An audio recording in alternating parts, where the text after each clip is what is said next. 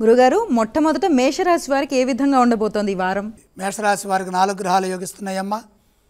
తృతీయంలో సూర్యుడు, జన్మరాశిలో చంద్రశుక్రులు, ఏకాదశంలో రాహువు.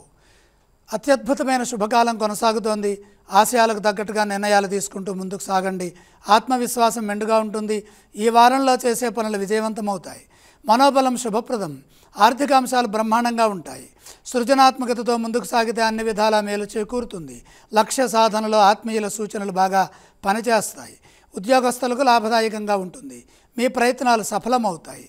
కృషి ఫలిస్తుంది.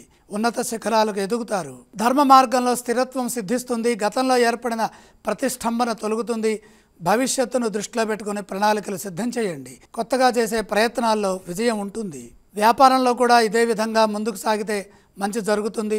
ఎందుకంటే ఇక్కడ స్వల్ప విఘ్నాలు, అవరోధాలు గోచరిస్తున్నాయి. శ్రద్ధతో పనిచేయాలి. ఏకాగ్రతతో నిర్ణయాలు తీసుకోవాలి. బుద్ధి చతురతతో వ్యవహరిస్తే ఎటువంటి ఇబ్బందులు ఎదురుకావు. వారం మధ్య భాగంలోనే మంచి వార్తలు ఆనందాన్ని ఇస్తాయి. అన్ని విధాల శుభప్రదమైన ఫలితాలు గోచరిస్తున్నాయి. గురుగారు, మేషరాశి వారు ఏ స్తోత్రాన్ని పఠించాలి? మేషరాశి వారు విష్ణునామస్మరణ చేయడం చాలా మంచిది.